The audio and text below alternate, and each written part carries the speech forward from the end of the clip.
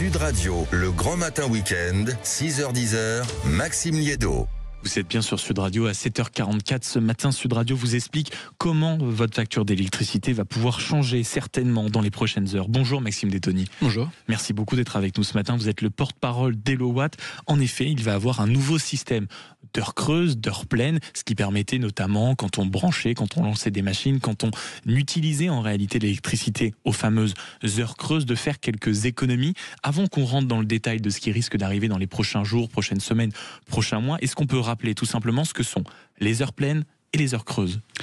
Alors en effet, il y a majoritairement deux types de tarification de l'électricité aujourd'hui en France. Soit un tarif de base où on paye l'électricité toujours au même prix, quelle que soit l'heure du jour et de la nuit, soit ce fameux tarif heure pleine, heure creuse, auquel à peu près la moitié des foyers aujourd'hui sont abonnés, et sur lequel il y a une différenciation tarifaire, c'est-à-dire que le kilowattheure est plus cher en heure pleine et moins cher en heure creuse, pour inciter à déplacer certaines consommations sur ces heures dites creuses. Donc ça concerne près de 11 millions de foyers, d'où l'importance d'en parler ce matin. Ça commence aujourd'hui, samedi 1er novembre. Quel est le but de changer ces heures pleines, ces heures creuses? Qu'est-ce que ça va changer concrètement dans la vie quotidienne de ceux qui nous écoutent? Alors exactement, c'est un changement qui va prendre 2 ans. À partir d'aujourd'hui, certains particuliers vont voir leur plage d'heures creuses modifiée jusqu'en décembre 2027. Il y a 2 changements principaux sur cette réforme. Le premier, c'est que des heures creuses vont être placées l'après-midi pour 90% des particuliers qui ont des heures pleines, heures creuses, alors que jusqu'à présent, assez peu en avaient l'après-midi. C'était plutôt la nuit, généralement. Exactement. En soirée, la nuit, pour qu'on puisse potentiellement, je vous dis n'importe quoi, lancer une machine à 2h du matin et la récupérer quand on se lève vers 6h. C'était ça un peu l'idée. Tout à fait. Sauf qu'aujourd'hui, du coup, on a une production solaire, et notamment on a une production solaire l'après-midi qui nécessite de déplacer davantage de consommation l'après-midi. Et la deuxième nouveauté de cette réforme, c'est que les heures pleines et heures creuses pourront être modifiées entre l'été et l'hiver. Jusqu'à présent, on avait les mêmes heures creuses toute l'année. Aujourd'hui, on aura des heures creuses d'été et des heures creuses d'hiver. Et le but, j'imagine, je me mets à la place de ceux qui nous écoutent, qui sont en train de se faire couler un café, qui préparent peut-être déjà une machine avant que tout le monde et toute la maison se réveille. L'idée, c'est quoi? C'est de changer, en réalité, la façon de consommer l'électricité de ces 11 millions de foyers qui sont concernés, de dire, en réalité, on va pas tout concentrer le soir, on va essayer peut-être un peu l'après-midi, un peu à d'autres moments, où peut-être que la tension sur le réseau électrique est un peu moins importante. C'est ça l'idée? Tout à fait. L'idée de base, c'est, donc je rappelle que l'électricité ne se stocke pas, donc il y a un enjeu à aligner la consommation à la production sur le réseau. Et comme on a cette production renouvelable qui est de plus en plus importante, et notamment cette production solaire qui est importante sur les moments où il y a du soleil, c'est-à-dire principalement entre midi et 16h, on a besoin de déplacer de la consommation en face de ces heures solaires et donc l'après-midi. Le but est également, et vous l'avez dit, c'est d'étaler cela sur 2 ans. Comment est-ce qu'on sait si déjà comment ça va se passer et comment on sait si on est concerné? Alors c'est votre fournisseur d'énergie qui va vous notifier un mois avant par courrier ou email selon les moyens de communication qu'ils emploient habituellement. Si on voit quelque chose d'EDF ou de voilà, tout à fait. Ou on peut aussi regarder sur ces factures. On ne jette pas l'enveloppe. Non, on ouvre. Et sur ces factures, on a toujours les heures creuses qui sont rappelées en haut de la facture généralement. Et donc en effet, il faut être vigilant à la notification du fournisseur qui va indiquer ces nouvelles plages d'heures creuses. Et le but, c'est que ça va se faire, c'est ça, en 2 temps, c'est-à-dire il va y avoir une première salve de décalage d'ici la fin de l'année et une autre entre le printemps et l'automne prochain, c'est à peu près ça? Oui, tout à fait. C'est assez long terme même, parce qu'il y a une phase jusqu'en décembre 2026 qui concerne à peu près 2 millions de ménages. Et il y aura une phase de 2026 à décembre 2027 pour les 9 millions restants. Pour les 9 millions restants. Donc pour la plupart, c'est d'ailleurs plutôt un sujet 2027. Mais en effet, peut-être déjà s'y préparer, et le mieux, c'est de faire entrer un plus petit nombre pour déjà que tout le monde s'habitue progressivement. J'imagine que c'est aussi l'idée de l'instaurer sur 2 ans. Oui, tout à fait. Surtout pas déstabiliser l'équilibre du réseau et d'y aller progressivement. Oui, c'est ça. Et bien sûr, l'équilibre du réseau, on voit notamment dans les mois qui arrivent où ça risque d'être un débat récurrent qu'on va avoir notamment sur cette antenne. Le plus important, évidemment, à la fin, c'est la facture. Et quand je parle de la facture, c'est le prix de la facture. Est-ce qu'on a la certitude que ce nouveau système heure pleine, heure creuse va faire baisser le prix? Parce que, soyons francs, c'est la seule chose qui nous intéresse. Alors exactement. Et donc déjà, le système heure pleine, heure creuse, pour qu'il soit rentable, il faut à peu près avoir au moins 1/3 de sa consommation en heure creuse. Si je suis pas capable de déplacer des consommations parce que ça correspond pas à mes habitudes de vie, alors il vaut mieux passer au tarif base et payer son kilowattheure le même prix tout le temps.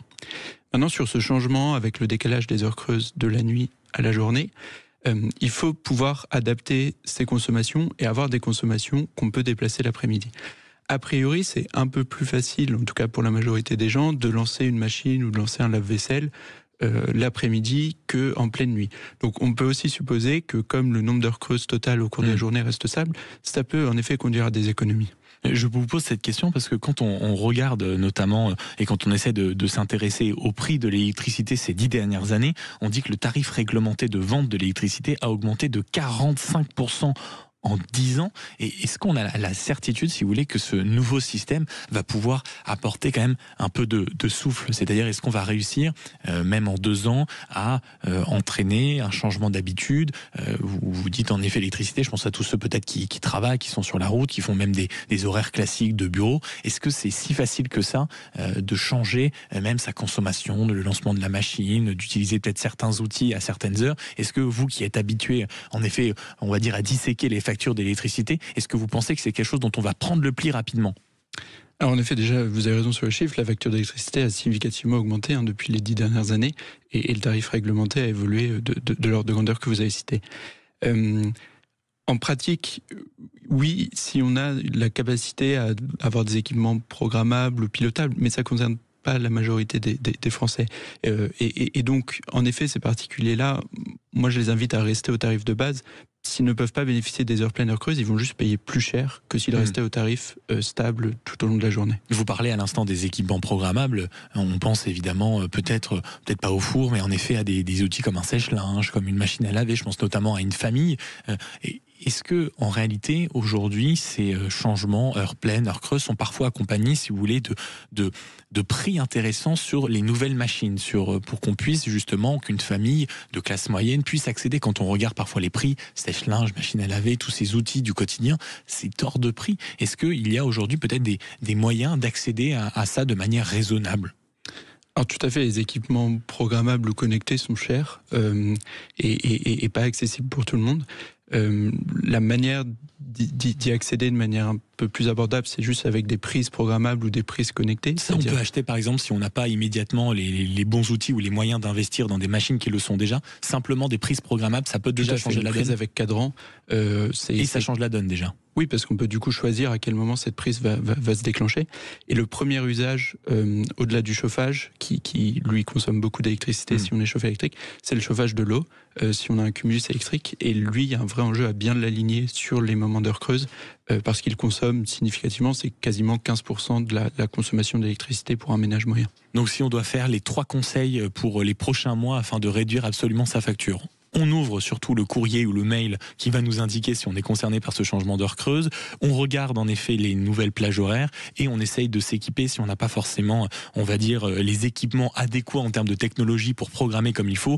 On s'équipe de quelques outils technologie pour essayer de pouvoir régler ses prises et ses compteurs. On peut le dire de cette manière ? Oui, tout à fait. Et puis on peut toujours prendre contact avec son fournisseur ou changer de fournisseur si on souhaite. Mais en tout cas, prendre contact avec son fournisseur pour repasser au tarif de base si on estime qu'on n'est pas rentable sur la consommation en heure creuse. Et on jette un œil aussi à HelloWatt. Merci beaucoup Maxime Mertoni d'avoir été avec nous ce matin.